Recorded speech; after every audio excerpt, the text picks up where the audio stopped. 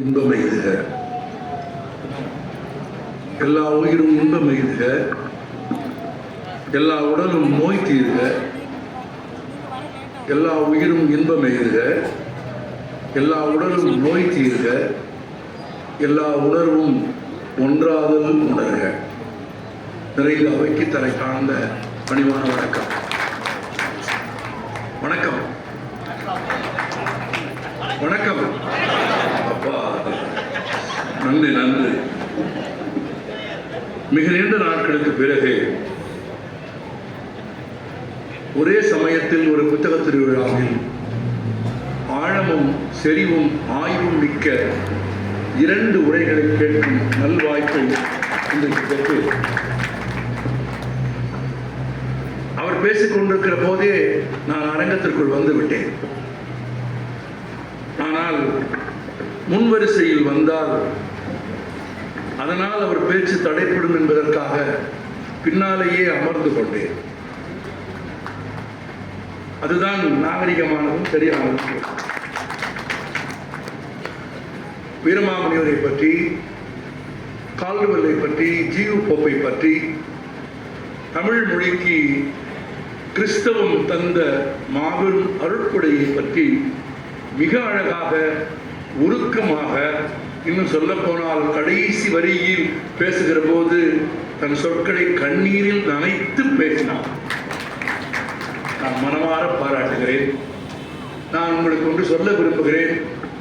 கிறிஸ்தவம் தமிழுக்கு செய்த அருங்கொடைகளில் வீரமாமுனிவரையும் கால்டுவெல்லையும் ஜியு போப்பையும் தாண்டி இன்னொன்று இருக்கிறது.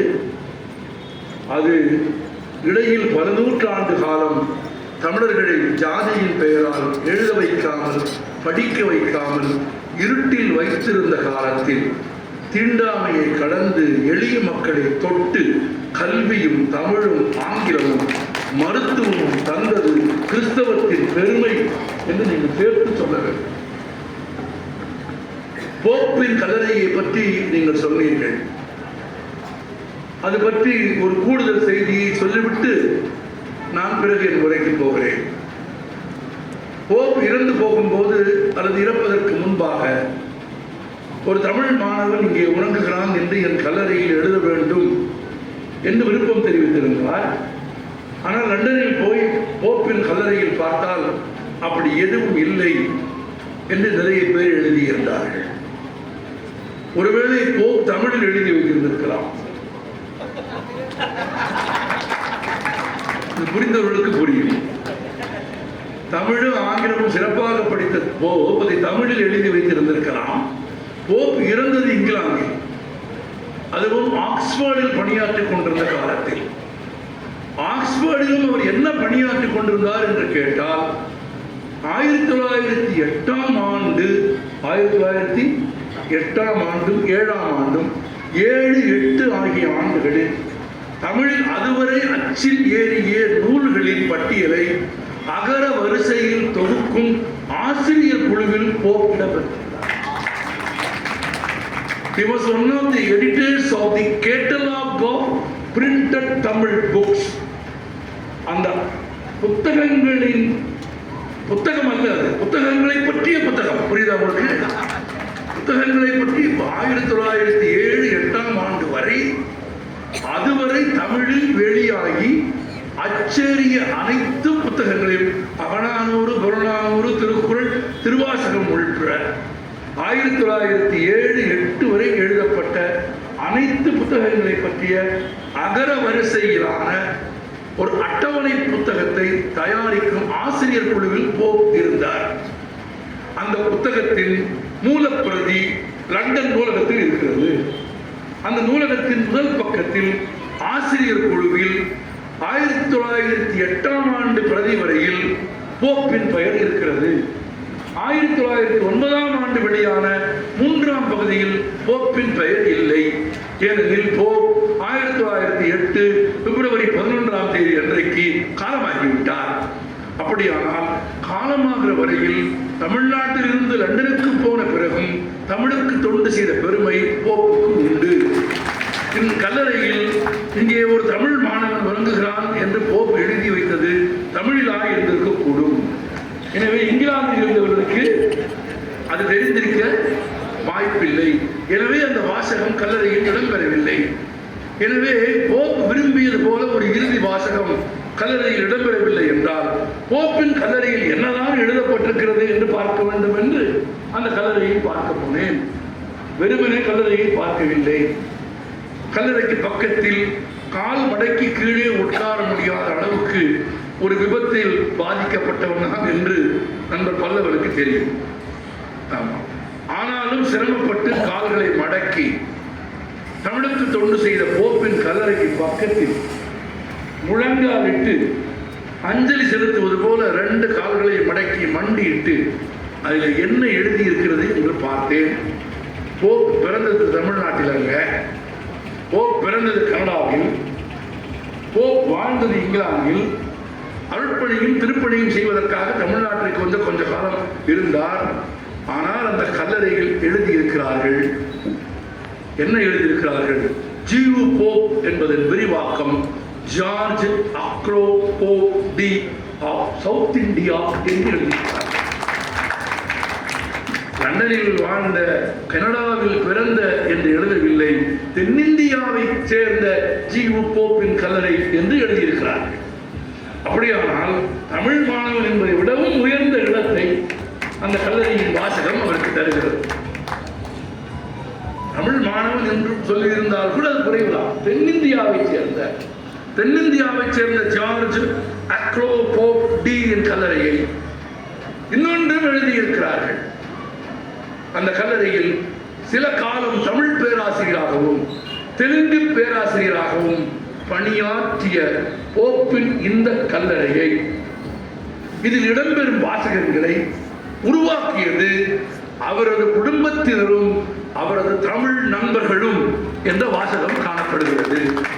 இவ்வளவு உண்மையா என்று யாராவது கேட்டால் 20 நிமிடத்திற்கு முன்பு அந்த கல்லறையின் வாசகங்களை சொல்லுங்க. இந்த அரங்கில், இந்த மேடையில் இவரிடத்தில் காண்பித்தேன், புகைப்படத்தை காண்பித்தேன்.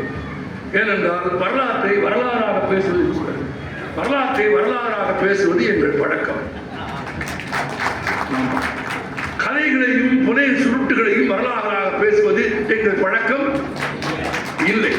நான் இப்படி சொன்னது உங்கள் யாருக்காவது நினைவுக்கு வந்தால் நல்லது. நினைவுக்கு வந்தால்தான் அதை நினைவில் இருந்து அழிக்க முடியும் என்பதால் சொல்லுகிறேன். எப்படி தமிழ் மாணவன் என்று எழுதாமல் தமிழ்நாட்டைச் சேர்ந்தவர், தென்னிந்தியாவை சேர்ந்தவர் என்று போப்புக்கு பெருமை சேர்க்கிறது அந்த கல்லறையோ, அதுபோல வெற்றி முரசுக்கு சொல்ல விரும்புகிறேன், நீ தென்பெண்ணையின் குழந்தை, நான் வைகையின் குழந்தை. நீ தாகம் எடுத்த போதெல்லாம் தென்பெண்ணையில் போய் உட்கார்ந்த, நீ தாகம் எடுத்த போதெல்லாம், பசித்த போதெல்லாம் தென்பெண்ணையில் தண்ணி கொடுத்திருக்கிறாய். நீ வெறுமனே தென்பெண்ணையில் தண்ணி குடித்திருக்கிறாய் என்று சொன்னால் கூட அது ஜீவன் உள்ள பேச்சாக இருக்காது. பசித்த போதெல்லாம் குடிக்க போனேன் என்று சொன்னாய்தான். அந்த இடத்தில் நீயும் நானும் ஒன்று. நானும் பசித்த போதெல்லாம் வைகையில் தண்ணீர் குடித்திருக்கிறேன்.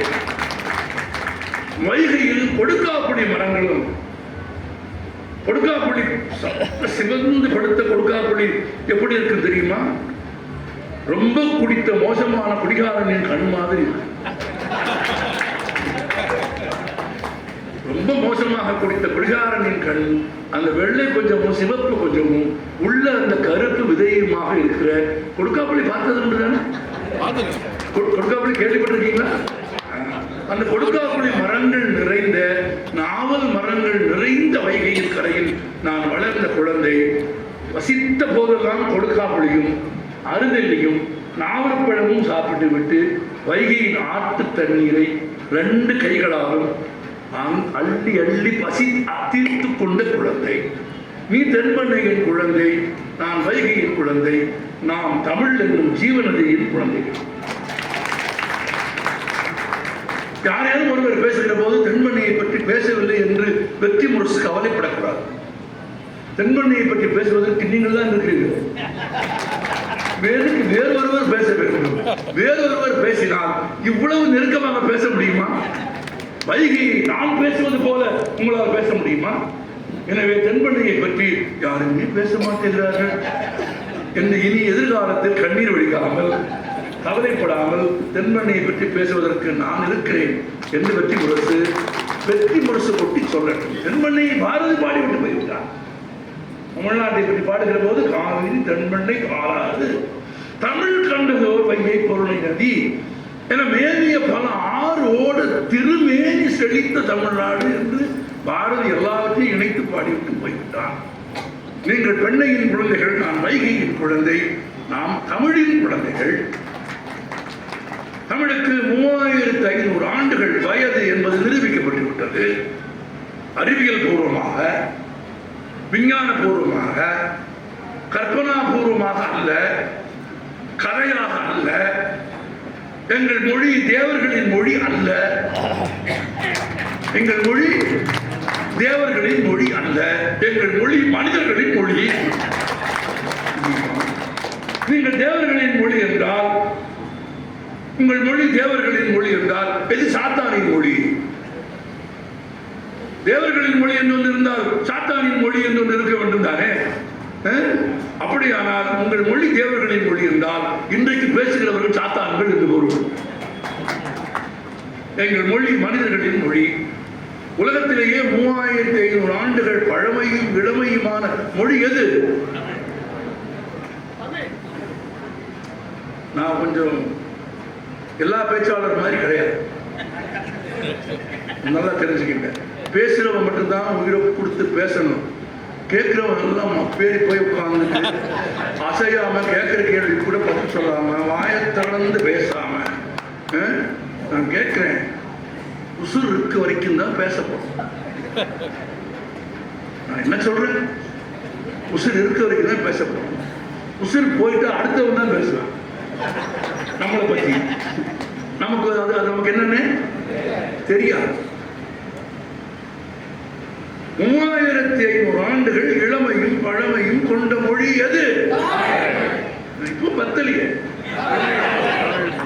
தாய்மொழியின் பெயர். இப்போ ஒரு 150 பேர் இருக்கீங்க, அது ஒரு 75 பேர் தான் தமிழ். இன்னொரு 75 டப்பிங் கொடுக்குறாங்க, சினிமாவில் கொடுக்குற மாதிரி. இன்னும் கொஞ்சம் பேர் இருக்காங்க, அதுவும் கிடையாது. நான் என்ன சொல்லுவேன், ஒன்றை நினைவில் வைத்துக் கொள்ளுங்கள். இந்த உலகத்தின் எல்லா தீமைகளுக்கு காரணம், இந்த உலகத்தின் எல்லா தீமைகளுக்கும் காரணம் தீயவர்களின் குற்றங்கள் அல்ல, நல்லவர்களின் மௌனம் என்பதை நினைவில் வைத்துக் கொள்ளுங்கள். எனக்கு தெரியும், 3500 ஆண்டுகள் பழமையான இந்த தமிழை எவனாலும் அழிக்க முடியாது. எவனாலும் அழிக்க முடியாது. எந்த திசையில் இருந்து வந்தாலும் அழிக்க முடியாது.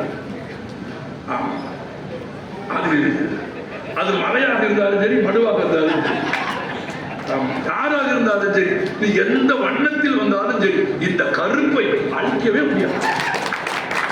இந்த கருப்பு திராவிட கருப்பு, எந்த சாயமும் ஒட்டாத கருப்பு. தமிழை எந்த கொம்பனாலும் அழிக்க முடியாது, தமிழரை தவிர.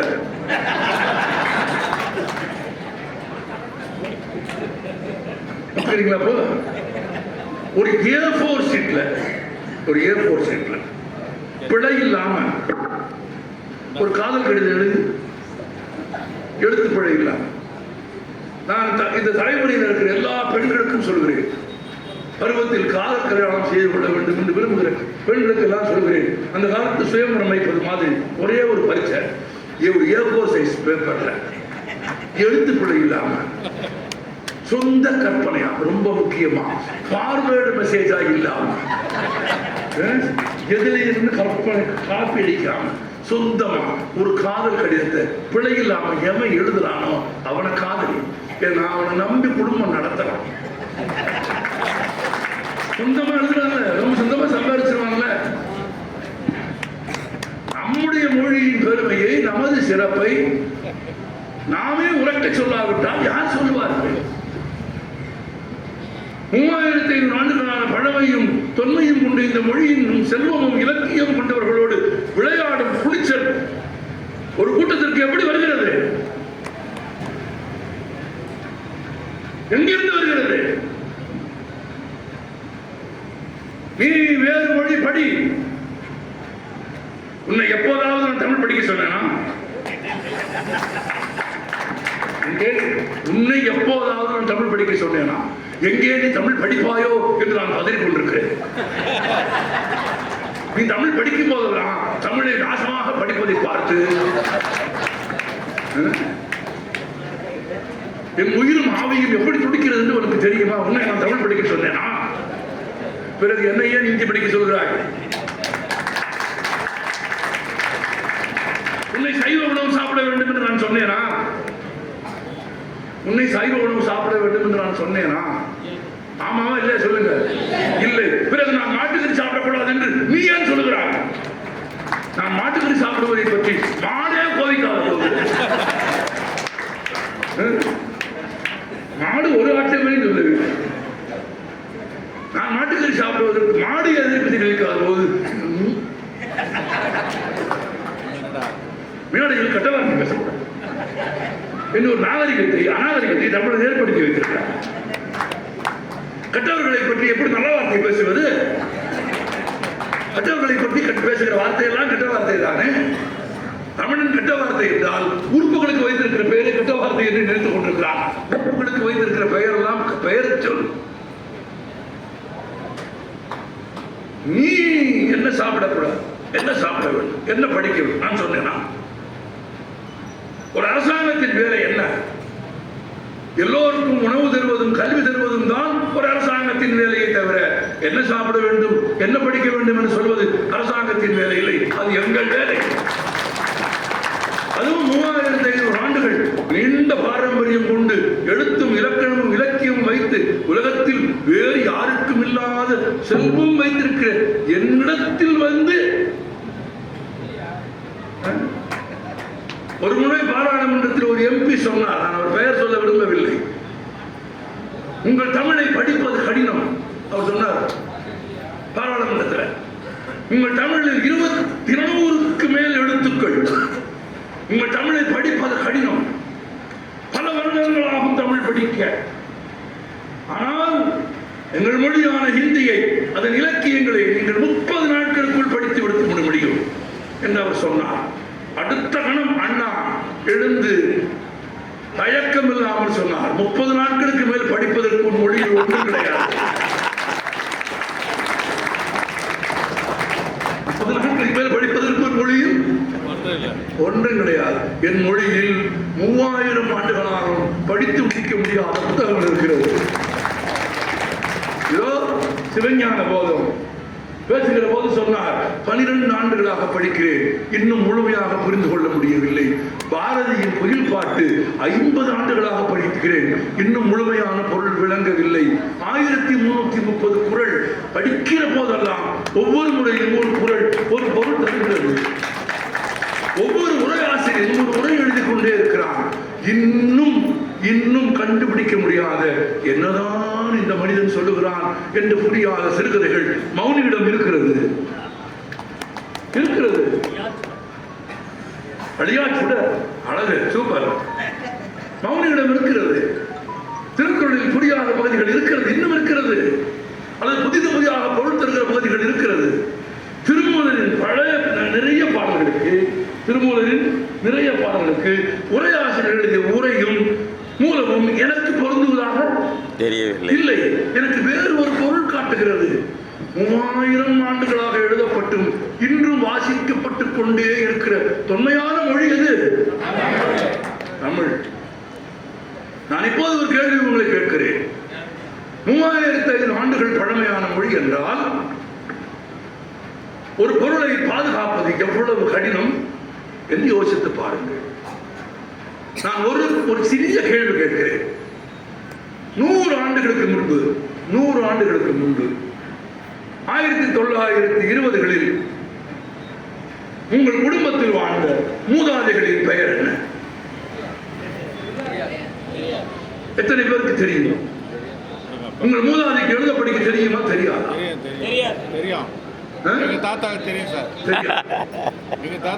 ஒன்று 2 விதிவிலக்குகள் இருக்கும், தான் மறுக்கவில்லை. தாத்தா பேர் 1920 தாத்தா பேர் தெரியும், ரைட்டு. 1850க்கு போ, அவரு தாத்தா தெரியாதுல்ல. நான் 1930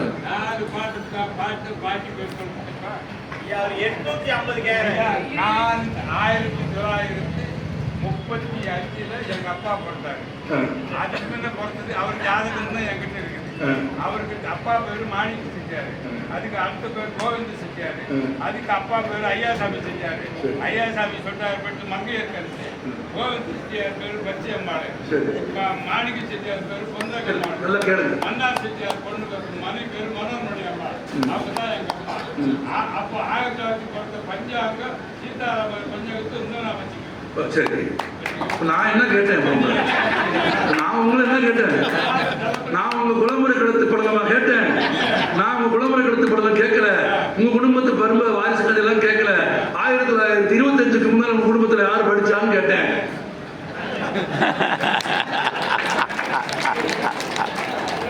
நான் ஒரு வரியில சொன்னது ஐயா நீளமா சொன்னாங்க, ஐயா விலைக்கு சொன்னாங்க. இன்னும் சொல்ல போனா இப்படி ஒரு எந்திரிச்சு சொல்றப்போதான் அது எவ்வளவு உண்மைன்னு கேட்கறவருக்கும் தெரியும். அப்ப 1900க்கு முன்னால 1925க்கு முன்னால இன்னும் கொஞ்சம் பின்னால தள்ளி போனீங்கன்னா உங்க முப்பாட்டன் பேர் உங்களுக்கு தெரியாது. ஆனா விஞ்ஞானம் சொல்லுது உங்க முப்பாட்டன் புத்தி உங்ககிட்ட இருக்குது. உங்க முப்பாட்டன் பல்லு, நகம், தலைமுடி, மூக்கு, கண்ணு, ஜீன்ல பரம்பரையா வழியா வந்துருச்சுன்னு விஞ்ஞானம் சொல்லுது. யாருடைய குருதியும் யாருடைய பல்லும் யாருடைய தோற்றமும் நம் உடம்பில் இருக்கிறதோ அவர்களின் வரலாறு நமக்கு தெரியாது. அவர்களின் புகைப்படங்கள் நம்மிடத்தில் இல்லை, அவர்களின் கையெழுத்து நம்மிடத்தில் இல்லை. இல்லைங்க, இருக்கா? இல்லை. அதுல நிறைய பேருக்கு கையெழுத்து போடவே தெரியாது, பூரா கைநாட்டு கேஸு. அப்படியானால் ஒரு கேள்வி கேட்கிறேன். உங்கள் குடும்பத்தில், என் குடும்பத்தில் எனக்கு நடந்திருக்கு. எங்க அப்பா செத்து போயிட்டாரு. நான் பல ஊர்ல சொல்லியிருக்கேன். 5வது நாளோ 7வது நாளோ ஏதோ ஒரு நாள் தெரியல. ஆமா, செத்து போன மாதிரி ஒரு நாள் இந்த இதெல்லாம் பண்ண சொன்னாங்க. நம்ம நான் வேணாயா அப்படின்னு. இல்லை அதுக்கு ஒருத்தர் வந்துட்டார். யாரு? ஒருத்தர் வந்தாருன்னா சொன்னேன். அதுக்கு ஒருத்தர் வந்தார். அவருக்கு காசு கொடுத்து வர வச்சுட்டாங்க. அவர் வந்தாரு, வந்து உட்காந்துட்டு நான் சொன்னேன், இதெல்லாம் நான் செய்ய மாட்டேன், நீங்க எல்லாம் பண்ணிக்கங்க அப்படின்னு. எங்க சித்தப்பா சொன்னாரு, அதெல்லாம் செய்யணும்டா. அப்பதான் உங்க அப்பா சந்தோஷப்படுவார். எங்க அப்பா செத்து போயிட்டாரு. செத்து போனவர் பார்த்துட்டு இருப்பாரு, என்ன கதை வருங்க. அதை விட இன்னொரு சொன்னார் எங்க சித்தப்பா, நீ இது செய்யலைன்னா உங்க அப்பா திரும்பி வந்துருவாரு. நான் பயந்துக்கிட்டு சரின்ட்டேன். எதுக்கு பயப்படாதீங்க, யாருக்கு பயப்பட வேண்டியது. சரி ரைட்டு, யார் திரும்ப அடிப்பாங்க? படிச்சா அடி, படிக்காட்டி அடி. திருக்குறள் படிக்கலன்னா அடிப்பார் எங்க அப்பா. நான் தெரியாம ஒரு தடவை அதுக்கு என்ன அர்த்தம்னு கேட்டேன். காலை பிடிச்சு திரும்பி கொட்டு வச்சு அர்த்தம் படி ஒப்பி. அவனுக்கு வயசு வரும்போது அர்த்தம் தானா வரும், தானா தெரியும். இடையில கேட்கலாம் கூட. எனக்கு தெரிஞ்சிச்சு. எப்ப தெரிஞ்சிச்சு? எனக்கு வயசு வந்தப்ப அர்த்தம் மட்டும் தெரியல, எங்க அப்பாவுக்கு அர்த்தம் தெரியாதுன்னு தெரிஞ்சிச்சு. சில உண்மையில நம்ம லேட்டா தான் கண்டுபிடிப்போம். அவர் ஏன் அர்த்தம் சொல்ல, எங்களுக்கு அர்த்தம் எனக்கு தெரிஞ்சு போச்சு. உங்களுக்கு என்ன பண்ண சொன்னாங்க? அவர் என்ன பண்ணாரு? கையில எள்ளு கொடுத்தாரு, அரிசி கொடுத்தாரு. இதுல போடுங்க, உங்க தோப்பனார் பேர் சொல்லுங்க அப்படின்னாரு. தோப்பனார்னா அப்பா. நான் சொல்லிட்டேன். இன்னும் கொஞ்சம் அரிசி கொடுத்தாரு. ஆமா, இன்னும் கொஞ்சம் எள்ளு கொடுத்தாரு. கொடுத்துட்டு தோப்பனாரோட அப்பா, தாத்தா பேர் சொல்லுங்க அப்படின்னா சொல்லிட்டேன். அந்த ஆள் அதோட விட்டுக்கணும்ல. அந்த ஆள் வாங்கின காசுக்கு வேலை பார்க்கணும்னு முடிவு பண்ணிக்கலாம். ஆமா, உங்க தாத்தாவோட அப்பா பாட்னார் பேர் சொல்லுங்க. எனக்கு தெரியல. நான் எங்க சித்தப்பா கூப்பிட்டு சொன்னேன், சித்தப்பா நீ வா. என்ன? என் தாத்தா பேர் நான் சொல்லிட்டேன். உன் தாத்தா பேர் நீ சொல்லு அப்படின்னு சொல்லிட்டாரு. முடிஞ்சுச்சா? அவன் அதோடையாவது இருந்தாலும் நிப்பாட்டி இருக்கான். ஆமா, உங்க முப்பாட்டனாருடைய அப்பா கொள்ளு தாத்தா பேர் சொல்லுங்க அப்படின்னா எங்க சித்தப்பா சீக்கிரம் வேலையை முடிச்சுட்டு போயா அப்படின்ட்டு முடிஞ்சிச்சு. எங்க குடும்பத்திலேயே எங்களுக்கு 100 தலைமுறை 1200 ஆண்டுக்கு முந்தின பேரு தெரியல. 2000 வருஷத்துக்கு முன்னால குறள் எழுதினவன் பேர் என்ன? வள்ளுவம். சிலப்பதிகாரம் எழுதினவன் பேர் என்ன? இளங்கோ. கம்பராமாயணம் எழுதினவன் பேர் என்ன? கம்பன். சீவக சிந்தாமணி எழுதினவன் பேர் என்ன? ஐயே, தெரியாத கேள்விதான் மனப்பாட பதில் கேட்டா சொல்லுவோம். திருத்தத்தை தேவர். பெரிய பொருளாளர் எழுதினது யாரு? சேர்க்கிடா. 100 வருஷத்துக்கு முன்னால வாங்க. உங்க அப்பன் பேரு, எங்க அப்பன் பேரு, எங்க பாட்டன் பேர் தெரியல. 2000 வருஷம் முன்னுக்கு எழுதின தொல்காப்பிய பேரும் வள்ளுவ பேரும் தெரியுதுன்னா எப்படி தமிழ் காப்பாற்றுதுன்னு தெரியுதா? எப்படி தமிழ் முதுமையானதுன்னு தெரியுதா? 3000 வருஷமா எப்படி காப்பாற்றி கொண்டு வந்தாங்க தமிழை, அது தெரியணும்ல. 3500 ஆண்டுகள் பழமையானது, 3500 ஆண்டுகள், 3000 ஆண்டுகள் பழமையானது எப்படி காப்பாற்றி கொண்டு வந்தான்? எதிலெல்லாம் எழுதி கொண்டு வந்தான்? எப்படி இன்னைக்கு கொண்டு வந்து கண்டு கொடுத்தான்? ஒண்ணு இல்லை. பூவில் இருக்கிறது என்ன? கண்டு போய் எடுக்குதே, அது என்னது? தேன் கிடையாது. பூவில் இருப்பது தேன் அல்ல, பூவில் இருப்பது மது. தேன்னா நம்ம தமிழருக்கு இப்ப இங்கிலீஷ் சொன்னா நல்லா புரியும். தேன்னா ஹனி. ஹனி தான் தேன். ஹனி. பூவில் இருக்கிறது ஹனி இல்ல, நெக்டர். நெக்டர் மது தமிழருக்கு பேரு. தேனி பூவில் போய் எடுப்பது என்ன? சொன்னேன் 7 நிமிஷம் கூட ஆகலையே. தேனி பூவில் போய் எடுப்பது என்ன? மது. அந்த மதுவை தேனி தன் வாயால் உறிஞ்சி எடுக்கிற போது அந்த மதுவில் என்ன கலக்கிறது? தேனியின் உமிழ்நீர் கலக்கிறது.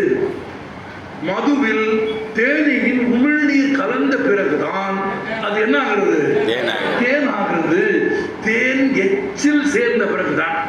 உமிழ்நீர்னு சொன்னாலும் கௌரவமா சொல்லலாம், புரியுற மாதிரி சொல்றதா இருந்தாலும் எப்படி சொல்லலாம்? தேனியின் எச்சில் சேர்ந்த பிறகுதான் மது தேனாகிறது. அந்த எச்சில் சேர்ந்த பிறகு அந்த மது எத்தனை ஆண்டுகள் கிடாது? 1000. பல 1000 ஆண்டுகளுக்கு கிடாது. பல 1000 ஆண்டுகளுக்கு கெடாத ஒரு பொருளாக பூவில் இருக்கும் மதுவை மாற்றும் வலிமை தேனியின் உமிழ்நீருக்கு இருக்கிறது. இருக்கா? தேனியின் உமிழ்நீர். ஆனால் நம்ம கை பட்டா தேன் கெட்டு போயிடும். கை பட்டுச்சுன்னு வச்சுக்கோங்க, அடுத்த 10வது நிமிஷம் தேன் கெட்டு போயிடும். பாம்பு கடிச்சா நம்மால் சாகிறதுக்கு 1/2 மணி நேரம். நம்ம ரத்தத்தை எடுத்து பாம்பு உடம்புல செலுத்தினீங்கன்னா 5 நிமிஷத்துல செத்து போயிடும். யாரு ரொம்ப விஷம்னு நீங்களே யோசிச்சு பாருங்க. மனுஷ ரத்தத்தை எடுத்து பாம்பு உடம்புல செலுத்துற 5வது நிமிஷம் பாம்பு நெருப்புல விழுந்தது மாதிரி செத்து போயிடும். பாம்பு கடிச்சா நம்மளால சாகிறதுக்கு 20 நிமிஷம் 1/2 மணி நேரம் ஆகும்னா ரொம்ப விஷமானவன் யாரு? நம்மதான். ஆனா நம்ம தான் நமக்கு ரொம்ப ஆறறிவுன்னு சொல்லிட்டு இருக்கோம். அந்த கதைக்கு அப்புறம் போறேன். அப்போ தேனியின் உமிழ்நீர் சேர்ந்த பூவின் மது தேனாகி 100,000 ஆண்டுகளுக்கு கெடாமல் அப்படியே இருப்பது போல தமிழ் என்னும் அற்புதமான மலரிலே இருந்து, அதன் மதுவிலே இருந்து தேனீக்களை போன்ற படைப்பாளிகள், எழுத்தாளர்கள் எடுத்து உருவாக்கிய தேனே நமது இலக்கியம். 3500 ஆண்டுகளை எப்படி காட்டினான்? அன்றைக்கு தமிழன் முதலில் இதோ வைகை சாட்சி சொல்கிறது, கீழடியில் சுட்ட மண்பானையில் எழுதியிருக்கிறான். தமிழ் எழுத்து எங்க எழுதியிருக்கான்? சுட்ட மண்பானையில் ஓட்டில் எழுதியிருக்கிறார்கள். ஓட்டிலேயே எழுத முடியுமா? ஓட்டில் பெயர் தான் எழுத முடியும் இல்லையா? இது என் பானை, எங்கள் பானை என்பதற்கான அடையாளமான பெயர் மட்டும் எழுத முடியும். பெயர் சொல்லை விட்டுவிட்டு ஒரு கதையை, ஒரு கவிதையை, ஒரு படைப்பை எழுத வேண்டுமானால், ஒரு செய்தியை எழுத வேண்டுமானால் ஓட்டிலேயே தமிழை நிறுத்திவிட முடியாது.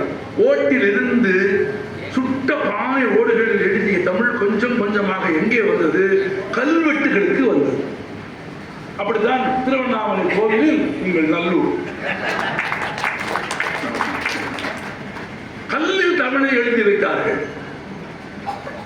உலோக தாமிர பட்டயங்களில் எழுதி வைத்தார்கள். பெரிய புராணம் முழுவதும் தாமிர பட்டயத்தில் எழுதப்பட்டுத்தான் சிதம்பரம் கோவிலில் இருந்து கிடைத்தது. அப்படின்னா உலோகத்துல பட்டை செஞ்சு அதுல எழுத்த பதிச்சிருக்கானா எப்படி? பானையில் எழுதியவர்கள், கல்வெட்டில் எழுதியவர்கள், செப்புத்தகட்டில் எழுதியவர்கள், விலங்குகளின் தோலில் எழுதியவர்கள், தூது அனுப்புகிற போது, செய்தி அனுப்புகிற போது பதப்படுத்தப்பட்ட மாட்டுத்தோலில், ஆட்டுத்தோலில், விலங்கின் தோலில் எழுதி அனுப்புவார்கள். முதலில் ஓடு, பானை, பிறகு கல்லு, பிறகு உலோகம், பிறகு விலங்குகளின் தோல், பிறகு தமிழை எங்கே பாதுகாத்து வைத்தான்? பனை ஓலைகளில்.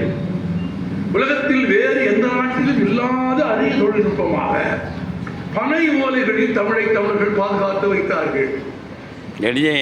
பனை ஓலையின் ஓரம் பார்த்தீங்கன்னா வெயில்ல வெடிச்சு, காஞ்சு போன பனை மட்டையை பார்த்தீங்கன்னா ஓரம் பூரா வெடிச்சு இருக்கும். எனவே எழுதுவதற்கு பனை ஓலையில் ஓரமான பகுதியை தமிழர்கள் தேர்வு செய்ய மாட்டார்கள். பனை ஓலையின் நடுப்பகுதியை தான் தேர்வு செய்வார்கள். நடுவில் ஒரு நரம்பு போகும்ல, வகுடு எடுக்கிறது மாதிரி ஒரு நரம்பு போகும் இல்லையா, அந்த நரம்புக்கு இடது பக்கமும் வலது பக்கமும் இருக்கிற பகுதியை தான் வெட்டி ஊற வச்சு பதப்படுத்தி அதில் எழுதுவாங்க.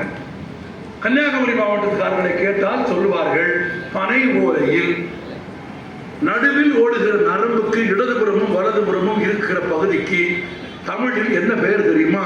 இலக்கு. இலக்கு என்று பெயர். இலக்கில் எழுதப்பட்ட இயமே இலக்கியம்.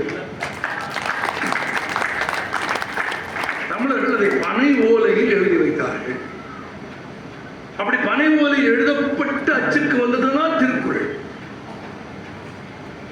அப்ப பாருங்கள், 3500 ஆண்டுகளாக பானையில் எழுதி, ஓட்டில் எழுதி, கல்லில் எழுதி, செம்பில் எழுதி, உலோகத்தில் எழுதி, பனை ஓலையில் எழுதி, இப்போது காகிதத்தில் எழுதி, கணினி வரையிலும் தமிழர் நம் முன்னோர்கள் 3500 ஆண்டுகளாக இந்த மொழியை பாதுகாத்து கொண்டு வந்திருக்கிறார்கள். அப்படி பாதுகாத்து கொண்டு வந்த 3500 ஆண்டுகான மொழிதான் இதோ இந்த அரங்கத்தில் இங்கே புத்தகங்களாக இருக்கிறது.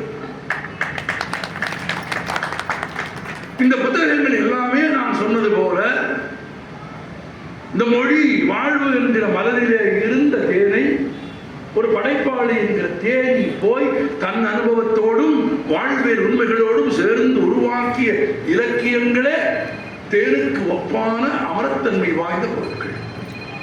தேன் எப்படி மருந்தோ, தேன் எப்படி நோய் தீர்க்குமோ, அதுபோல இலக்கியங்கள் நோய் தீர்க்கும். இந்த புத்தகங்களுக்கு எத்தனை 1000 புத்தகங்கள் இருந்தாலும் அத்தனையும் 3 பிரிவில் அடக்கிவிட முடியும். அதான் மொழியின் சிறப்பு. 3 தான். எத்தனை புத்தகம் இருக்கு? அது ஜோதிடத்தை பற்றி இருக்கலாம், அது விஞ்ஞானத்தை பற்றி இருக்கலாம், அது எதை பற்றி வேண்டுமானாலும் இருக்கலாம், எதை பற்றி வேண்டுமானாலும் இருக்கலாம். ஆனால் எல்லா புத்தகங்களையும் 3 பிரிவுகளில் அடக்கிவிட முடியும். ஒன்று உரைநடை, புரோஸ், இன்னொன்று கவிதை, போயட்ரி, 3 நாடகம். இந்த 3 பிரிவுக்குள் எல்லா புத்தகங்களும் அடங்கி விடுமா? விடாது, விடும். அப்ப இந்த மொழியின் 3 பிரிவுகளுக்குள்ளே தான் இவ்வளவு புத்தகங்களும் இருக்கிறது. ஆனால் நண்பர்களே, நினைவில் வைத்துக் கொள்ளுங்கள், நம்மை போன்ற நாமே படைத்த போதிலும், நாமே உருவாக்கிய போதிலும் நம்மை வாழ்விக்கும் சிறப்பு கொண்டவை. நாம் படைத்ததுதான், நான் எழுதியதுதான், நாம் உருவாக்கியதுதான். ஆனால் நம்மை உருவாக்குபவை புத்தகங்கள். புத்தகங்கள் இல்லாவிட்டால் வாழ்க்கையில் மனிதனுக்கு பெருந்தன்மை. எனக்கு ஒரு குழந்தையாக படிக்க ஆரம்பித்த எனக்கு எல்லா மனங்களையும் சமமாக பார்க்கும் பண்பை யார் கற்றுக் கொடுத்தார்கள்? நான் படித்த இலக்கியங்களில் எல்லா உயிரும் சமம் என்று கற்றுக் கொடுத்த திருவள்ளுவர்.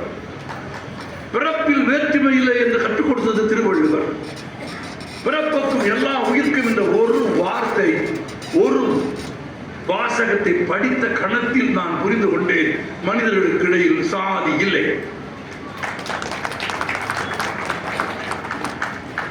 அதை பாரதி இன்னும் அழுத்தமாக சொன்னான், சாதிகள் இல்லையடி பாப்பா. பாப்பா. அப்பாக்களுக்கு சொன்னா விளங்காதுன்னு, அப்பாக்களுக்கு சொன்னா விளங்காதுன்னு பாப்பாவா இருக்கும் போதே சொல்லி கொடுத்துடணும்னு பாரதி நினைச்சிருக்கான்னு எனக்கு தோணுது. சாதிகள் இல்லையடி பாப்பா. நான் அதை படித்த பிறகு என்றைக்கு என் 16 வயதில் பாரதியை கரம் பிடித்தனோ அந்த நாளில் இருந்து இன்று வரையில் நான் இந்த அரங்கத்துக்கு நான் பேசுகிற என் மொழியின் மீது ஆணையாக சொல்கிறேன், நான் சாதி பார்ப்பதில்லை, சாதி பாராட்டுவதில்லை, என் குருதியில் சாதி இல்லை. அடுத்து பார், முடிந்தால் அடுத்து பார், என் குருதியில் சாதி இல்லை. எனக்கு தெரியும் யார் சாதி பேசுவார்கள். நான் எல்லா ஊரிலும் சொல்லுகிறேன். இப்போ யார் சாதி பேசுவார்கள், யார் சாதி பாராட்டுவார்கள். பிறப்போக்கும் எல்லா உயிர் பிறந்த போது குழந்தை. புத்தகம் எனக்கு சொல்லிக் கொடுத்திருக்கிறார், வள்ளுவன் சொல்லிக் கொடுத்திருக்கிறான், சித்தர்கள் சொல்லிக் கொடுத்திருக்கிறார்கள். காலத்தருவன் வெட்டும் கட்டை, கதிர்முக பிறவன் தைக்கும் சட்டை, ஓட்டை வீடு 9 வாசல், நெருங்கல் உலகுவன் இன்று இருந்தால் நாளை இல்லை என்னும் பெருமை உடைத்து இவ்வுலகு சாதிகள் இல்லை அடி பாப்பா. குல தாட்சி முயற்சி சொல்லல் பாவம். நீதி உயர்ந்தவர் கல்வி, அன்பு நிறைய உடையவர்கள் மேலோர், பிறப்பால் மேலோர் இல்லை. பிறப்பால் மேலோர்னா நீ சொல்லுவ, தலையில் பிறந்தவன் பிராமணன், மார்பில் பிறந்தவன் சத்திரியன், தொடையில் பிறந்தவன் வைசியன், காலில் பிறந்தவன் சூத்திரன். 5வது ஒரு பிரிவு இருக்கிறது, பஞ்சமர்கள், இன்னும் தீண்டப்படாதவர்கள். இதை போய் தந்தை பெரியாரிடத்திலே சொன்னார்கள். தலையில் பிறந்தவன் பிராமணன், மார்பில் பிறந்தவன் சத்திரியன், தொடையில் பிறந்தவன் வைசியன், காலில் பிறந்தவன் சூத்திரன் என்றால் பஞ்சமன் எங்கே பிறந்தான்? பெரியார் குனிந்து கொண்டே படித்துக் கொண்டே சொன்னார், அவன் மட்டும்தான் அவங்க அப்பா அம்மாவுக்கு பிறந்தான். பெரியாரை படித்த பிறகு, பாரதியை படித்த பிறகு, பாரதிதாசனை படித்த பிறகு, வள்ளுவனை படித்த பிறகு சாதி பெருமை பேசுகிற ஆட்களை பார்த்தால் அவமானகரமாக இருக்கிறது, அருவருப்பாக இருக்கிறது, தீண்டத்தக்காத தொழுநோயாளியை பார்ப்பது மாதிரி இருக்கிறது. அப்புறம் ஆழ்ந்து ஆலோசித்து பார்த்தால் யாரெல்லாம் சாதி பெருமை பேசுகிறான்னு பார்த்தேன். பார்க்கறது வித்தியாசம் பார்க்கணும்ல. யாரு நாங்கள் சில பேர்லாம் சொல்ல விரும்பல. நம்ம என்ன சொன்னோம், அதை வாய்ப்பாக பயன்படுத்திக்கிட்டு ஒரு வம்பு வளர்க்கலாம்னு நினைக்கலாம். நீங்க ஒன்று மட்டும் நினைவில் வைத்துக் கொள்ளுங்கள், எதிர்த்து பேசுவதற்கு எதிரியின் வாய்க்கு அவள் நாம் போடக்கூடாது. புரியுதா அவர்களுக்கு? அவன் களமாடுவதற்கான ஆயுதங்களை நாம் தரக்கூடாது. அவன் தீங்கிறதுக்கு அவள் நம்ம போடக்கூடாது. என்ன சொல்ல போனா, அவன் எதிர்த்து பேச முடியாத அளவுக்கு பேசுறது தான் நம்ம கெட்டிக்காரத்தனமே தவிர, நம்ம பேசுறது ஒண்ணு எடுத்து அவன் சண்டைக்கு வர்றதுக்கு வராத. என்ன அவன் ஜாதி பெரிய ஜாதின்னு சொல்றவன் எல்லாரையும் நான் கேட்கிறேன், எந்த குரூப் ஒன்று எக்ஸாம் எழுதி பாஸ் பண்ணுறீங்க? எந்த அகாடமியில படிச்ச? நீங்க தனி குரூப்பாக இந்த ஜாதியில பிறக்கணும்னு பரிச்சை எழுதி பாஸ் பண்ணியா? இல்ல திருவண்ணாமலையில் ஒரு 10 தடவை சுத்தி வந்து தவம் இருந்து ஜாதியில பிறக்கணும்? இல்ல உங்க அப்பா அம்மா தான் உன்னை செலக்ட் பண்ணாங்களா? இல்ல உங்க அப்பா அம்மா யாருன்னு செலக்ட் பண்றது நீ பண்ணியா? அப்புறம் என்ன உன் ஜாதி பெரிய ஜாதி? எவன் ஜாதி பெருமை பேசுறான்னு பார்த்தா, எவனுக்கு பெருமையா பேசிக்கிறதுக்கு எதுவுமே இல்லையோ, எவனுக்கு அறிவு இல்லையோ, எவனுக்கு மொழி இல்லையோ, எவனுக்கு விஞ்ஞானம் இல்லையோ, எவனுக்கு பகுத்தறிவு இல்லையோ, எவன்கிட்ட எழுத்து இல்லையோ, எவன்கிட்ட ஓவியம் இல்லையோ, எவன்கிட்ட புத்தகம் இல்லையோ, எவன்கிட்ட தமிழ் இல்லையோ, எவன்கிட்ட ஒண்ணும் இல்லையோ, அந்த மாங்கா மடையன் தான். மாங்கா மடையன் எங்க ஊர்லயும் மாங்கா வரும். உங்களுக்கு யாராவது ஞாபகத்தை அதுக்கு நானா பொறுப்பு? நான் மாங்கான்னு மாங்காவை தான் சொல்றேன். அவன் தான் அந்த மாங்காய் மடையன் தான் ஏன் ஜாதி பெருசு. நாத்து அடிக்கிறான். உழைப்பு தாண்டா மனிதனை காப்பாற்றும். கல்விதாண்டா உயர்த்தும். படி, படிச்சு அடுத்தவன் பொருளுக்கு ஆசைப்படாம, அடுத்தவன் என்னை விட கீழானவன் நினைக்காம, எல்லாரையும் சமமானவன் நினைச்சு தமிழ் சொல்லி கொடுத்திருக்கடா. 3000 வருஷம் தமிழ் 3000 ஆண்டுகளாக பிழைத்திருக்கிறது என்றால் அதை பானையிலும் ஓட்டிலும் அதை உலோகத்திலும் கல்விலும் பனையிலும் எழுதியதால் மட்டும் அது நிலைத்திருக்கவில்லை, அது என்ன எழுதியது என்பதால் நிலைத்திருக்கிறது. இதை விட அதிகமாக எழுதிய மொழிகள் காணாமல் போய்விட்டன. இதை விட அதிகமாக எழுதிய மொழிகள் யாரும் பேசுவார் இல்லாமல் போய்விட்டது.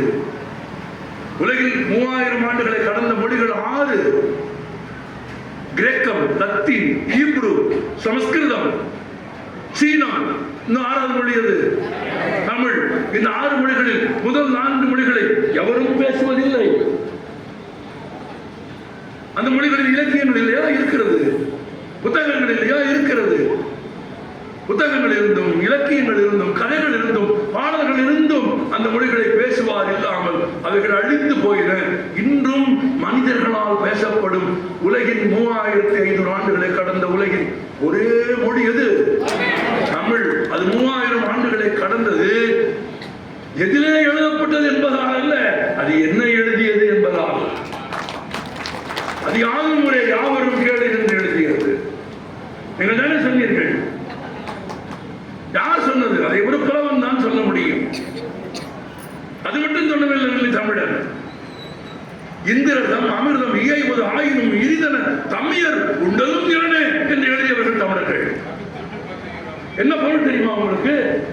என்றைக்கும் சாகாத, என்றைக்கும் அழகு தருகிற, நிலைத்த பெருமை உடையதாக கருதப்படுகிற அமிர்தம் என்று ஒன்று இருக்கிறது.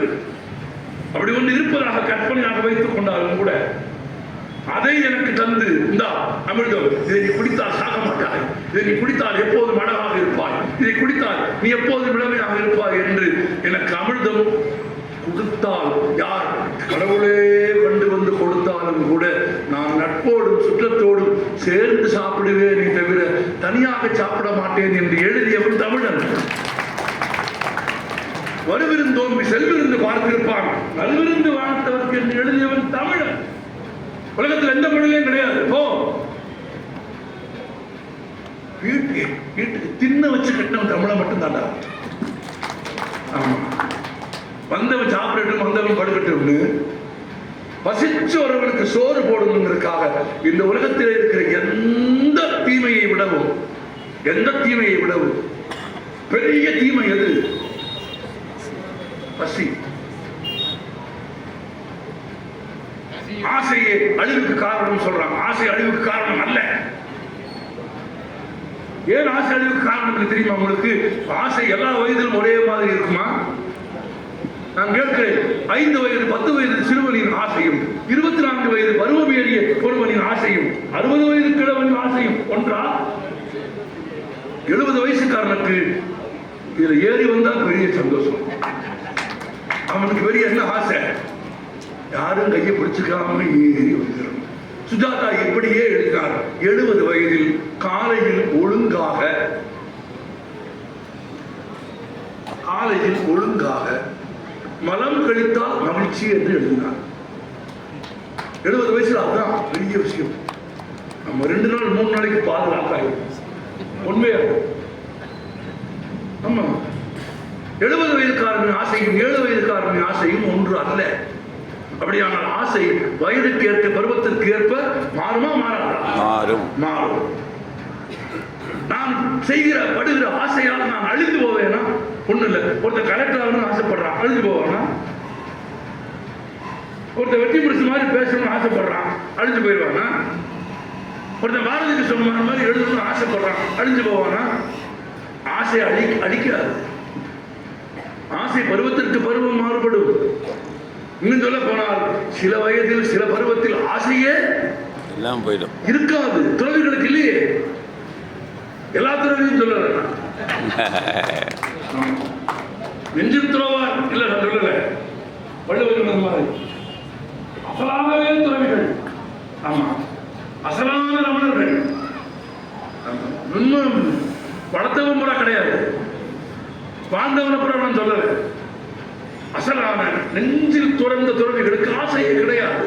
அப்படியான ஆசை அடைவதற்கு காரணம் அல்ல. அப்படியான ஆசை மனிதனை கொல்லாது. பிறகு எது கொல்லும்? பிறந்த குழந்தையிலிருந்து மரணத்தின் இறுதி வரையில் மனிதனோடு இருக்கிற ஒரு உணர்வு பசி.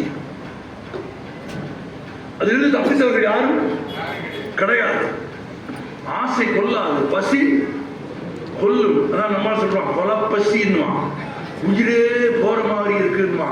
அப்படியானால் ஆசையை விடவும் எது பெரும் துன்பம் தருவது? பசி என்றால் பசித்தவனுக்கு உணவு தருவதுதான் அருள் கொடை. ஆசையை அடக்கு என்று உபதேசம் செய்வதை விடவும் பசித்தவனுக்கு உணவு தர வேண்டும் என்று அடுப்பு மூட்டி 100 ஆண்டுகளுக்கு மேலும் அடையாமல் ஒரு அடுப்பை வடதூரில் எரித்து உணவு பரிமாறிக் கொண்டிருக்கிறவன் யார்? வள்ளல் பெருமான் தமிழன். இதனுடன் பெருமையும் வரலாறும் வேறு யாருக்கு இருக்கிறது? நமக்கு இருக்கிறது. ஆனால் என்ன கடினம் நமக்கு இருப்பது நம்மில் பலருக்கு தெரியவில்லை என்பதுதான் பிரச்சனை. நம்மில் பலருக்கு தெரியவில்லை. நூல்களை பிரித்திருக்கிறார்கள். நான் சொன்னேன் மொத்த புத்தகங்களும் 3 தான். உரைநடை, கவிதை, நாடகம் 3 பிரிவில் அடக்கி விடுவார்கள். தமிழும் அப்படித்தான். இயல், இசை, நாடகம் 3ஆக பிரித்து விட்டார்கள். எழுதப்பட்ட நூல்களையும் கூட பிரித்தார்கள். 10 பாட்டு, 8 தொகை, 11 கீழ்கணக்கு நூல்கள். அப்படி 11 கீழ்கணக்கு நூல்கள் என்று தமிழர்கள் பிரித்த நூல்களில் ஒன்று இனியவை நாற்பது.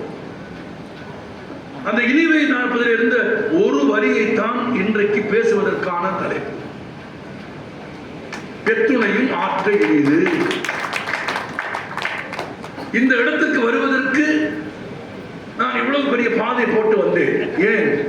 என் மொழியின் வரலாறு, அதன் பண்பாட்டு சிறப்பு, எப்படி வாழ வேண்டும் என்று என் மொழி சொல்லிக் கொடுத்திருக்கிறது, எப்படி வாழ வேண்டாம் என்றும் என் மொழி சொல்லிக் கொடுத்திருக்கிறது. தேர்தல் வந்தால் யார் ஆட்சிக்கு வர வேண்டும் என்பதை விட ரொம்ப முக்கியம் யார் வரக்கூடாது என்பது, யார் வரவே கூடாது என்பது. நான் அரசியல் பேசுவதாக யாராவது கருதினால் ஆம் என்று ஒப்புக்கொள்வதை தவிர எனக்கு ஒரு வெட்கமும் கிடையாது. ஆம், ஒப்புக்கொள்கிறேன். இந்த நாட்டில் அதிகாரத்திற்கு வர வேண்டும் என்று விரும்புகிறவர்கள் யாராக இருந்தாலும் எல்லா சமயங்களையும் ஒன்றாக கருதுகளாக இருக்க வேண்டும். எல்லோரையும் சமமாக நடத்த வேண்டும். எங்கள் மொழியை கொண்டாட வேண்டும். எங்கும் தமிழ், எதிலும் தமிழ் என்றுதான் பேச வேண்டும். யார் வர வேண்டும் என்பதை விடவும் யார் வரக்கூடாது என்பதில் எங்களுக்கு மிகுந்த கூடுதல் தெளிவு இருக்கிறது. அந்த கூடுதல் தெளிவை நான் எங்கே இருந்து கற்றேன்? புத்தகம் மட்டும்தான் கற்றேன். மனிதனுக்குள் எதற்கு மத பகைமை? எங்கே இருந்து வருகிறது இந்து, முஸ்லிம், கிறிஸ்தவர் என்ற வேற்றுமை? நான் இருக்கிறேன், இவர் இருக்கிறார். இவர் என்ன கிறிஸ்தவராக பிறந்தவரா? தேர்ந்தெடுத்தாரா? நான் என்ன இந்துவாக பிறக்க வேண்டும் என்று வரம் வாங்கி பிறந்தேனா? அதெல்லாம் ஒன்றும் கிடையாது. ஒரு இந்து பெற்றவர்களுக்கு பிறந்ததா நான் இந்து ஆகிவிட்டேன். என்ன ஆச்சரியம் பாருங்க. எங்க ஊர் சாதாரணமா சொல்லுவாங்க, நாய்க்கு பிறந்தது நாய் தானே, நாய்க்கு பிறந்தது நாய் தானே என்பது மாதிரி இந்து பெற்றவர்களுக்கு பிறந்ததால் நான் இந்துவானேன். ஒரு இந்து பெற்றவர்களுக்கு பிறந்ததால் அவர்களுக்கு கிருஷ்ணகுமார் என்று பெயர் வைத்தார்கள். பெயரில் என்ன இருக்கிறது என்று கேட்கிறார்கள். பெயரில் மதம் இருக்கிறது, சாதி இருக்கிறது.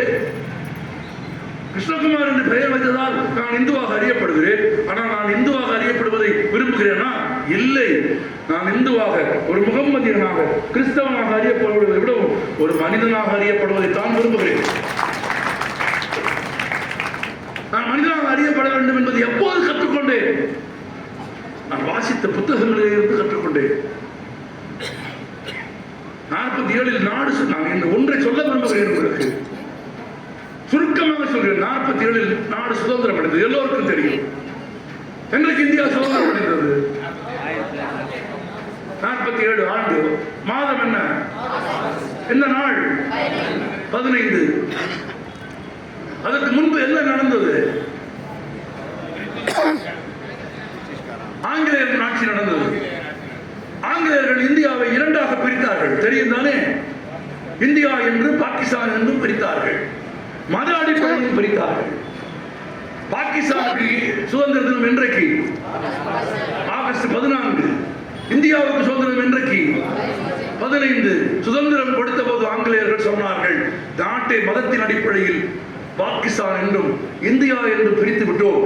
இங்கே இருக்கிற முஸ்லிம்கள் எல்லாம் பாகிஸ்தானுக்கு போய்விடுங்கள், அங்கே இருக்கிற இந்துக்கள் எல்லாம் இந்தியாவிற்கு வந்து விடுங்கள் என்று அறிவிக்கப்படாத ஒரு ஆணையை ஆங்கிலேய அரசு அறிவுறுத்தியது. என்ன நடந்தது தெரியுமா? நான் இங்க இருக்கிற புதிய தலைமுறை குழந்தைகளுக்கு, என் பள்ளி சீருடையோடு அமர்ந்திருக்க என் தம்பிகளுக்கு சொல்ல விரும்புகிறேன். பெரும் திரளான அச்சத்தில், இனி இங்கு வாழ முடியாதோ என்ற பயத்தில் பெரும்பான்மையான முஸ்லிம்கள் இந்தியாவில் இருந்து பாகிஸ்தானுக்கு போனார்கள். அதே பாதையில், அதே அச்சத்தில் பெரும்பான்மையான இந்துக்கள் பாகிஸ்தானில் இருந்து இந்தியாவிற்கு வந்தார்கள். நண்பர்களே, அரசு மாறும், ஆட்சி மாறும், மக்கள் அங்கேயேதான் இருப்பார்கள் இல்லையா? அரசு மாறும், ஆட்சி மாறும், மக்கள் அங்கேயே இருப்பார்கள். ஆனால் உலக வரலாற்றில் அரசும் ஆட்சியும் மாறிய போது மக்களும் பெரும் சமுத்திரம் போல இடம் பெயர்ந்தார்கள். எதிரெதிரே வந்த ஜனக்கூட்டத்திலே இருக்கிற சமூக விரோதிகளின் பேராசையின் விளைவாக மாபெரும் படுகொலைகளும் மாபெரும் பாலியல் வன்முறைகளும் நடந்தது. குழந்தைகளே, நீங்கள் குறித்து வைத்துக் கொள்ளுங்கள். 2004ஆம் ஆண்டு டிசம்பர் 26ஆம் தேதி கிழக்கு கடற்கரையில் ஏறி வந்த சுனாமியால் கொல்லப்பட்டவர்களின் எண்ணிக்கையை காட்டிலும் இந்தியாவில் மதக்கலவரங்களால் கொல்லப்பட்டவர்களின் எண்ணிக்கை அதிகம். சாதி கலவரங்களால் கொல்லப்பட்டவர்களின் எண்ணிக்கை அதிகம்.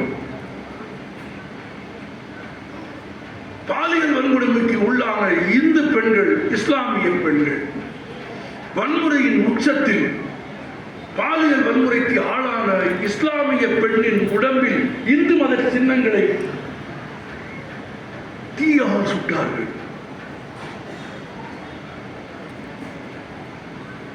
இஸ்லாமிய பெண்களின் உடல்களில் இந்து மத சின்னங்களையும், இந்து பெண்களின் உடம்பில் இஸ்லாமிய மத சின்னங்களையும் தீயால் சுட்டார்கள். பலர் படுகொலை செய்யப்பட்டார்கள்.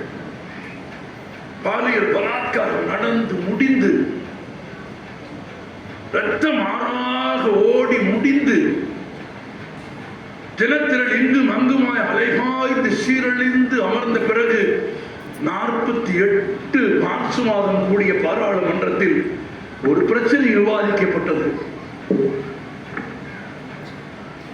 நான் அதை படித்த கணத்தில், அதை எழுதிய மண்டோவின் கதைகளை படித்த கணத்தில் என் மனதில் இருந்த எல்லா மத பகைமைகளையும் நான் அறுத்துக் கொண்டு விட்டேன்.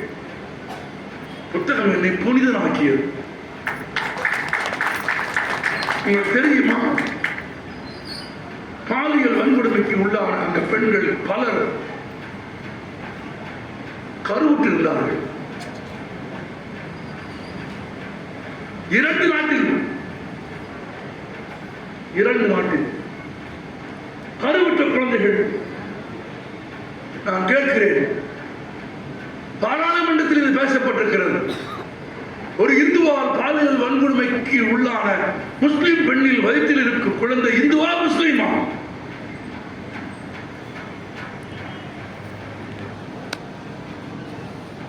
ஒரு முஸ்லிமால் பாலியல் வன்கொடுமைக்கு உள்ளான ஒரு இந்து பெண்ணின் வயிற்றில் இருக்கிற குழந்தை முஸ்லிமா இந்துவா? இந்தியாவிலிருந்து பாகிஸ்தானுக்கு போகிற போது பாலியல் வன்கொடுமைக்கு உள்ளான, பாகிஸ்தானில் இருந்து இந்தியாவுக்கு வந்த போது வன்கொடுமைக்கு உள்ளான பெண்ணின் குழந்தையின் வயிற்றில் இருக்கிற குழந்தை இந்திய பிரஜையா பாகிஸ்தானிய பிரஜையா? எப்படி பதிவு செய்வீர்கள்?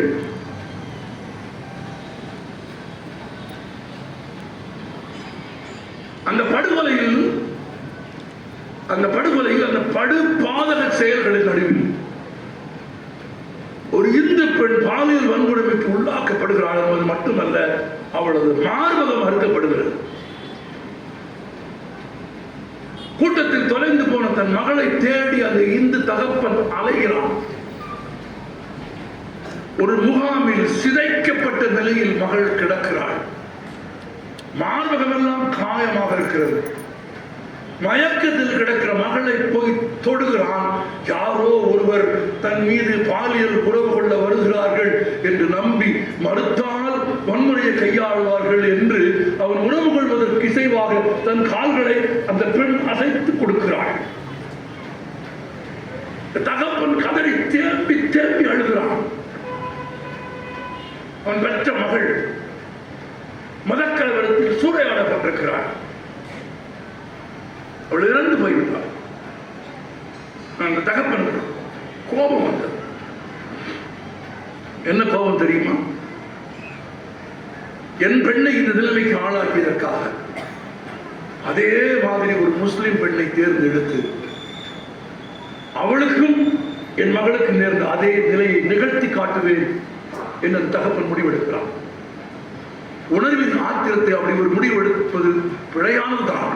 ஆனால் ஒரு விதத்தில் அது நியாயமானதும் கூட. அந்த வன்மத்தோடு தன் மகளுக்கு நேர்ந்ததை போல் இன்னொரு இஸ்லாமிய பெண்ணுக்கும் செய்துவிட வேண்டும் என்கிற வெறியோடு இந்தியாவிற்கு திரும்பி முஸ்லிம் அகதிகள் வாழும் பகுதிகளுக்கு போய் ஒரு பெண்ணை தேடுகிறான். எல்லாவற்றையும் இழந்து, வீடு வாசல் எல்லாவற்றையும் இழந்து, பொருட்களை எல்லாம் இழந்து, தன்னை விட்டு பிழைக்கும் நிலையில் இருக்கும் ஒரு ஏழை முஸ்லிம் பெண் அவனிடத்தில் அகப்படுகிறாள். அவளை தன் இருப்பிடத்திற்கு அழைத்து போகிறான். நான் வேறு ஏதோ பேச வேண்டும் என்றுதான் நினைத்து வந்தேன். ஆனால் இன்றைக்கு நடக்கும் சில செய்திகளும் போக்குகளும் என்னை பேச வைக்கிறது. அந்த பெண்ணை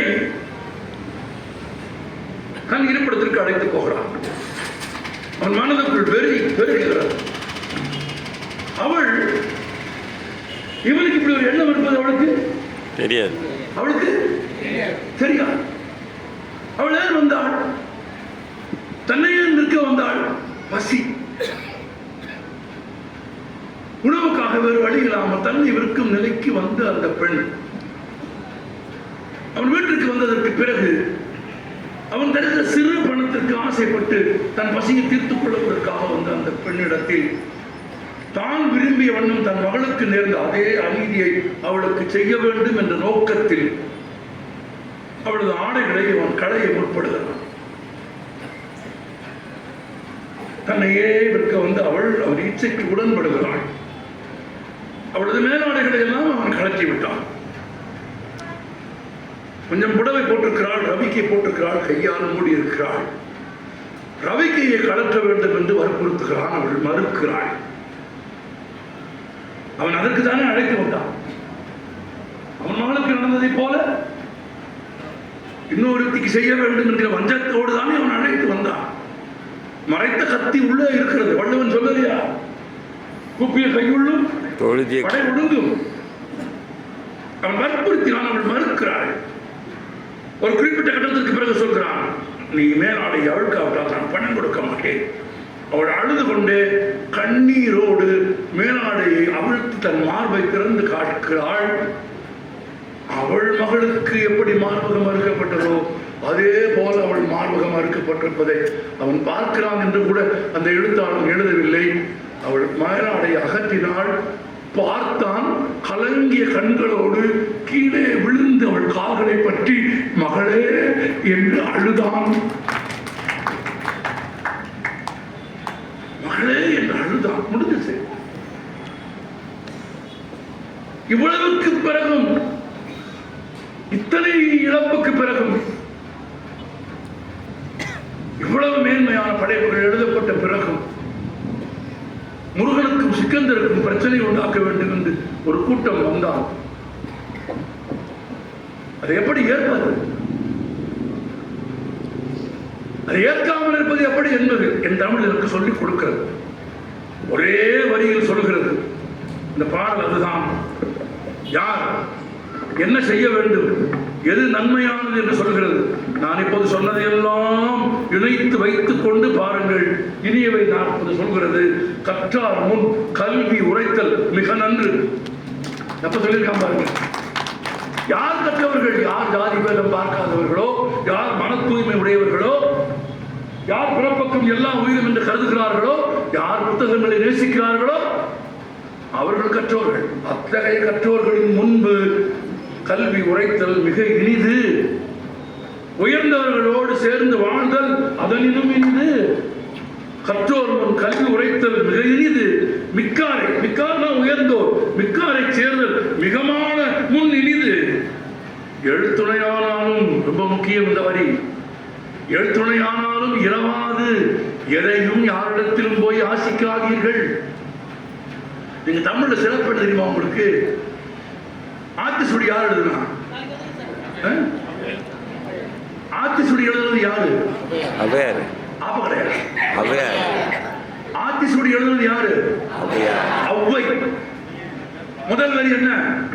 அறம் செய்ய விரும்பு. அறம் செய்ய விரும்பு. அப்புறம் என்ன? ஆறுவது சினம். அப்புறம் இயல்வது கரவே. அப்புறம் என்ன? ஈவது விளக்கே. ஈவது என்ன அர்த்தம்? இன்னொருத்தருக்கு கொடுக்கறத நிறுத்தாத. ஈவது விளக்கே. அள்ளி அள்ளி கொடுக்கணும்னு அவசியம் இல்லை. முடிஞ்சதை கொடு, முடிஞ்சதை அப்பவே கொடு. நினைச்ச உடனே கொடுத்துடணும். யாராவது பசிச்சான், விஷமாவே பசியோட இருக்கான், அசலாவே, அது ரொம்ப முக்கியம். நுட்பமா பார்த்து பிச்சை போடுறது வேற, பிச்சை போடுறது வேற. பிச்சை போடக்கூடாது. பிச்சை போடக்கூடாது. பிச்சை போட்டா, பிச்சை போடுறவங்களுக்கு காசு போட்டா பாவம்லாம் தீர்ந்து புண்ணியம் ஒன்று நினைச்சின்னா அதை விட பிச்சை காசு எதுவும் இல்லை, கிடையாது. அப்ப நீ காசு கொடுக்கும் போது இப்படி ஒன்று செஞ்சோம்னா அப்படி ஒன்று கிடைக்கும்னு நினைச்சீங்கன்னா உன்னை விட பிச்சைக்காரனும் களவாணி பயிரும் யாரும் கிடையாது. கோவிலில் போய் சாமிக்கு உண்டியில காசு கொடுக்கும்போது எப்படியாவது பிள்ளைக்கு அட்மிஷன் வாங்கி, எப்படியாவது ப்ரொமோஷன் வாங்கி கொடுத்துரு. வெளியில ஒருத்தன் சட்டை போடாமல் 2 ரூபா கை நீட்டுவாங்கல்ல, அவனுக்கு உனக்கு என்ன வித்தியாசம்? அவன் நேரடியாக சட்டை போடாமல் 2 ரூபா கேட்குறான். நீ சட்டையெல்லாம் போட்டுட்டு உள்ள வந்து சாமியில காசை போட்டுட்டு அப்படின்னு பிச்சை எடுக்கிற. இங்க பாருங்க, ஆட்சி சொல்லி பாருங்க. ஈவது விளக்கு. அப்புறம் என்ன? உடையது விளம்பேல். உடையது விளம்பேல் ஊக்கமது கைவிடல். அப்புறம் என்ன? அப்புறம் அப்புறம் என்ன? ஏற்பது நிகழ்ச்சி. ஈவது விளக்கேல் அப்படின்னு சொன்ன அவ்வையே ஏற்பது நிகழ்ச்சின்னு சொல்றான். கொடுக்கிறது நிப்பாட்டாதேன்னு சொல்றவளே என்ன சொல்றா? கொடுத்தா வாங்காதேன்னு சொல்றா. இது குழப்பம் இல்லையா? ஒரு குழப்பம் இல்லை. அவ்வ தெளிவா இருக்கா. இருக்கிறவனை கூப்பிட்டு சொல்றா நீ கொடுக்கறத நிப்பாட்டாத. இல்லாதவனை கூப்பிட்டு சொல்றா அவன் இருக்குன்னு கொடுப்பான், வாங்காத. நீ போடா நான் உழைச்சு சம்பாரிச்சுக்கிறேன்டா அப்படின்னா ஈவது விளக்கேல் என்பது இருப்பவனுக்கான ஒழுக்கம், ஏற்பது நிகழ்ச்சி என்பது ஒழுக்கம். அப்ப நீங்க செய்ய வேண்டியது ஏற்பது நிகழ்ச்சி. இத சொல்லுது இனியவை 40. எழுத்துணையானும் இரவாது. சும்மா சும்மா சின்ன கேட்காத, பிச்சை எடுக்காத. யாசிப்பது மேலும் தரித்திரத்தை உருவாக்கும். சுதந்திரம் என்பது யாசித்து பெறுவது அல்ல. உரிமை என்பது யாசித்து பெறுவது அல்ல. இல்லை, சமத்துவம் என்பது யாசித்து பெறுவது அல்ல. அவைகள் நீங்கள் நிலைநாட்டிக் கொள்வது, அவைகளை நீங்கள் போராடி பெறுவது. அது உரிமை, சுயமரியாதை இல்லையா? நான் ஒரு இடத்துல ஒரு பேச்சுவார்த்தைக்கு போனேன். பேங்க்ல வேலை பார்த்தோம். ஒரு அதிகாரிகிட்ட பேசுறதுக்கு போனேன். பேசுறதுக்கு நேரம் கேட்டேன், கொடுத்துட்டாரு. கொடுத்த நேரத்துக்கு போயிட்டேன். உள்ள போய் உட்கார்ந்தேன். ஒரு நிமிஷம் அப்படின்னாரு. சரி, ஒரு புஸ்தகத்தை எடுத்து ஒரு ஃபைல் எடுத்து வச்சு படிக்கிறார். ஏதோ முக்கியமானது படிக்கிறார். படிச்சுட்டு நம்ம கூட தானே பேச போறாருன்னு நான் உட்கார்ந்துருக்கேன். 2 நிமிஷம் ஆச்சு, 3 நிமிஷம் ஆச்சு, 5 நிமிஷம் ஆச்சு. அவர் என்ன பண்றாரு? படிச்சுக்கிட்டே இருக்காரு. படிக்கிறார். நான் ஒன்றும் செய்யல. சட்டுன்னு நம்ம பையிட்ட ஒரு பைய போகுது. நம்ம பையில என்ன இருக்கும்? புத்தகம் எப்பவும் இருக்கும். ஆமா, இப்போ வாங்க, ஒரு பொட்டி துணிமணி இருக்கு, இன்னொரு பெட்டி இருக்கு என் ரூம்ல, புத்தகம் தான் இருக்கு. புத்தகம் இல்லாமல் எங்கேயும் போகவே மாட்டேன். பையில ஒரு புத்தகம் உண்டு. நான் டபக்கு இந்த புத்தகத்தை எடுத்தேன், விரிச்சேன், நான் படிக்க ஆரம்பிச்சிட்டேன். நீ என்ன பெரிய, உனக்கு தான் படிக்க தெரியுமா? எனக்கு படிக்க தெரியாதா? நல்ல ஏசி ரூம். ஐயாவுக்கு எதுவும் முக்கியமாக படிக்கிற வேலை இருக்கு, படிக்கிறாரு. ஐயாவுக்கு மட்டும்தான் படிக்கிற வேலை இருக்கா? கொய்யாவுக்கு படிக்கிற வேலை இல்லையா? நீ படி, நானும் படிக்கிறேன். இந்த சுயமரியாதை நானே உருவாக்கிக்கிட்டேன். அவர் 5 நிமிஷம் கழிச்சு தச்சையில் அப்படி நிமிர்ந்து பார்த்தா, சாரி, இல்லை இல்லை, எதுக்கு வருத்தப்படுறீங்க? படிக்கிறதுக்கெல்லாம் வருத்தப்பட வேணும். நீங்கள் இன்னொரு 1 மணி நேரம் படிங்க, நானும் 1 மணி நேரம் படிக்கிறேன், படித்து முடிச்ச பிறகு பேசுவோம். இல்லை இல்லை, நீ தானே பேச கூப்பிட்ட, நீ தானே நேரம் கொடுத்த, சொன்ன நேரத்துக்கு வந்துட்டாங்க. என்ன சொன்ன நேரத்துக்கு வர சொல்லிட்டு என்னை உட்கார வச்சுட்டு நீ படிச்சுக்கிட்டு இருந்தா நீ என்ன பெரிய வேகாத பருப்பா? நான் வெந்த பருப்பா? நீ அப்படி படிச்சுக்கிட்டு இருந்தா, ஐயா எசமா நீங்க படிச்சு முடிக்கிற வரைக்கும் வேற ஆள் பாரு.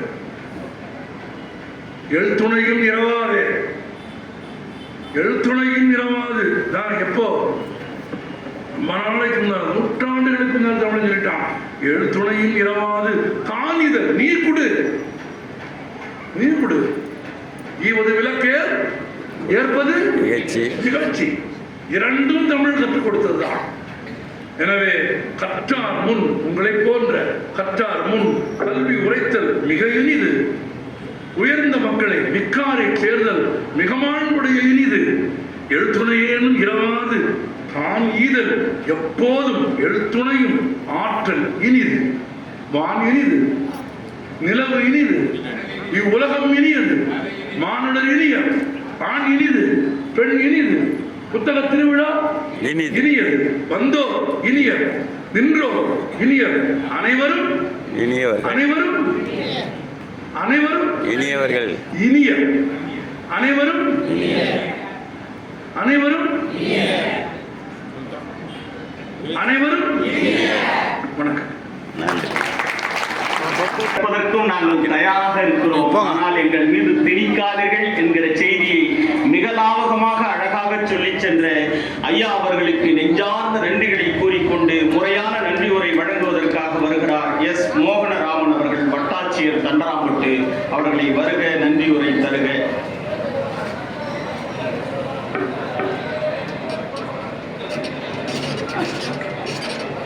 திருவண்ணாமலை தீபன்